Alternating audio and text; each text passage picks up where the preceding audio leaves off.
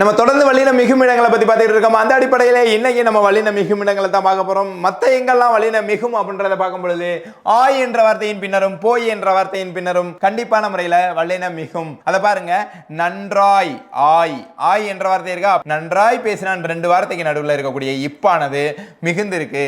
அப்பனா நன்றாய் பேசினான் ஆய் என்ற வார்த்தையில வல்லின மிகும். போய் பார்த்தான் அப்பனா போய் என்ற வார்த்தைக்கும் பார்த்தான்ற வார்த்தைக்கும் நடுவில் இருக்கக்கூடிய வல்லினமானது என்ன செஞ்சிருக்கு, மிகுந்திருக்கு. அப்பனா ஆய் என்ற வார்த்தையும் போய் என்ற வார்த்தையிலும் வல்லினம் மிகும். அதுக்கப்புறம் அக்ரிணை பன்மை பெயர்களுக்கு பின்னாடி கண்டிப்பான முறையில் ஒரு சில இடங்கள்ல வல்லினம் மிகும். அவங்க அக்ரிணை பன்மை வந்தாவே வல்லினம் மிகும் அப்படின்னு தான் சொல்லலை, ஆனால் ஒரு சில இடங்கள்ல நம்மளுக்கு வரும் அப்படின்ற மாதிரி சொல்லியிருக்காங்க. இதை பாருங்க, எருமை கூட்டல் கன்று எருமை கன்று, மாடு கூட்டல் பொங்கல் மாட்டு பொங்கல், இது மாதிரியான இடங்கள்ல வல்லினம் மிகுந்திருக்கு.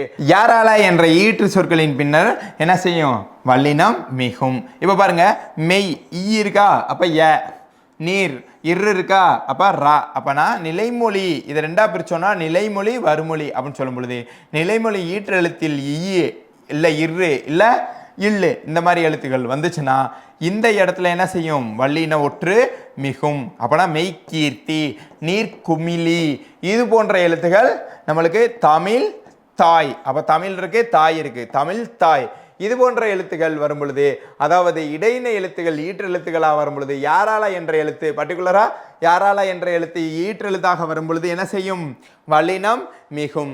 இது போல தொடர்ந்து நம்ம வீடியோக்கள் போட்டுட்டே இருக்கோம். நம்ம வீடியோ பார்க்கறதுக்கு நம்ம சேனலை சப்ஸ்கிரைப் பண்ணி வச்சுக்கோங்க. இன்னொரு வீடியோவோடு நாளை சந்திப்போம். நன்றி, வணக்கம்.